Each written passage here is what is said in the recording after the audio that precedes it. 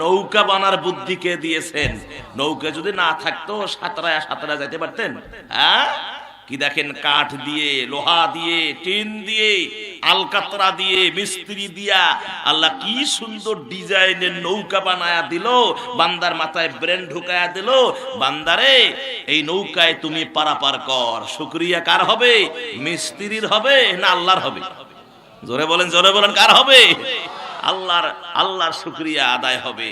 বিধান আমার ভাইরাম, রব্বুল আলামিন বলেন, বান্দারে আমার যা নিয়ামত গুলো আছে, এই নিয়ামত গুলো আমি আল্লাহ নিজের জন্য বানাই নাই, তোমাদের সুখের জন্য বানাইছি। শিমুল গাছে নরম নরম তুলা দিয়েছি, বান্দারে এই তুলা দিয়া বালিশ বানায়া মাথাটাই নরম বালিশে দিয়া ঘুমায়া থাকবা। সুবহানাল্লাহ। এ বান্দারে তোষক বানাবা, নরম নরম তুলা দিয়া তোষক বানায়া ঘুমায়া থাকবা। আমার বান্দা শুধু তাই নয়, কত ফল ফলাদি দিয়ে আমি নিয়ামতে ভরপুর করে দিয়েছি। ও বান্দা, এগুলো সব তোমার শুকরিয়া হলো আমি আল্লাহর। সব তোমার শুকরিয়া কার? নদীতে মাছ ধরেছেন, এটা হলো আপনার কি বলে, যমুনা নদী না? ইলিশ মাছ আসে না?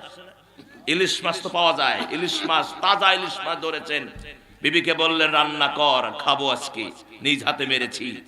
আপনি ইলিশ মাছ দিয়ে ভাত খেলেন, আল্লাহ বললেন না যে আমার ফেরেশতা উপবাস আছে, তুমি একাই খাইলে আমার ফেরেশতারে ভাগ দিলা না? ইলিশ মাছ তো তুই বানাস নাই, ইলিশ মাছ আমি বানাইছি।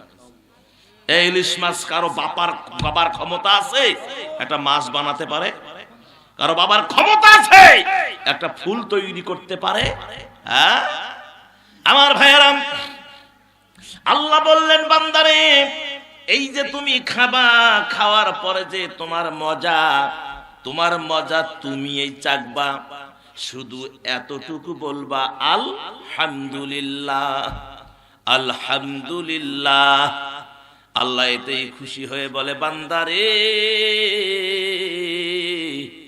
তুই যখন আমার শুকরিয়া আদায় করলা, লাইন শাকারতুম লা আযীদান্নাকুম ওয়া লাইন কাফারতুম ইন্না আযাবি লাশাদীদ। ও আমার বান্দারে, তুমি যখন আমার নিয়ামতের শুকরিয়া আদায় করলা, যা আমি আল্লাহ নিয়ামতকে বাড়িয়ে দিলাম। এবারে জাল ফেলেছো, ইলিশ পাইছো কয়টা? 20টা। নিয়ামতের শুকরিয়া আদায় করেছো, আগামীকাল যদি জাল ফেলো, আমি তোমার ওই জালে দেব 50টা ইলিশ। সুবহানাল্লাহ, সুবহানাল্লাহ। কি আল্লাহ দিতে পারে না? আল্লাহকে দিতে পারে না ভাই? এ ক্ষমতা আল্লাহর আছে না নাই? এজন্য শুকরিয়া কার আদায় করতে হবে? আল্লাহ। বলি আলহামদুলিল্লাহ, আরো জোরে বলি না আলহামদুলিল্লাহ।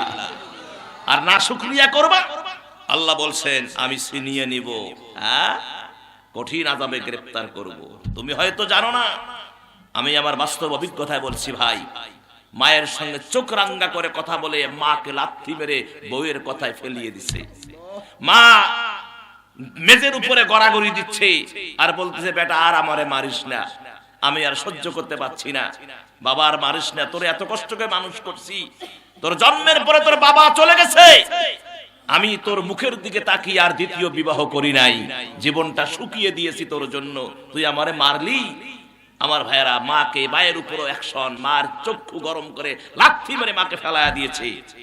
1 মাস 2 মাস যায় নাই, পা বিকলাঙ্গ হয়ে গেছে। রাস্তা দিয়ে হাঁটতেছে না, বাঁশের আগাল লেগে, ওই যে বাজারে বাঁশ নিয়ে যায় না, বাঁশের আগাল লেগে চোখ বাহির হয়ে এসেছে। কথা কন না কেন? কে আল্লাহ পারে না? এ আল্লাহ পারে না? আল্লাহ সব পারে। বিধায় আমার মুসলমানেরা, আল্লাহর শুকরিয়া আদায় করতে হবে। আল্লাহ বলেছেন, বান্দা আমি আল্লাহই প্রশংসা করব, তুমি তোমার প্রশংসা নিজেই করতে পারো না। আর যিনি এক নিজের প্রশংসা নিজেই করেন, তিনি হলেন আমি আল্লাহ। বলি আলহামদুলিল্লাহ।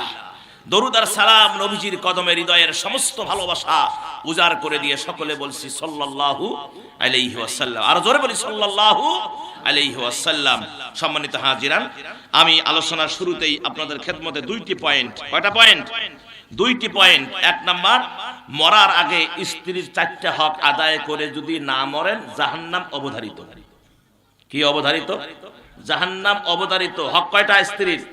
4টা হক আদায় করতে হবে। মায়েরা ভালো করে শোনেন, স্ত্রীর হক যদি স্বামী 4টা হক রাসূল বলেছেন আদায় না করে মরে যায়, ও জাহান্নামে যাবে। সে হক 4টা কি কি শুনে যাবেন না?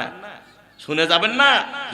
যদি আপনার হক আদায় করতে না পারেন, স্ত্রীর সাথে ভালো পরামর্শ, ভালো ব্যবহার দেখে মাপ নেওয়ার চিন্তা ভাবনা করবেন। যদি আপনি মাফও না নিয়েন, তাহলে মরে গেলে কিয়ামতের ময়দানে আল্লাহর কাঠগড়ায় আপনাকে দণ্ডায়মান হতে হবে, আল্লাহর আদালতে আপনাকে জবাব দিতে হবে।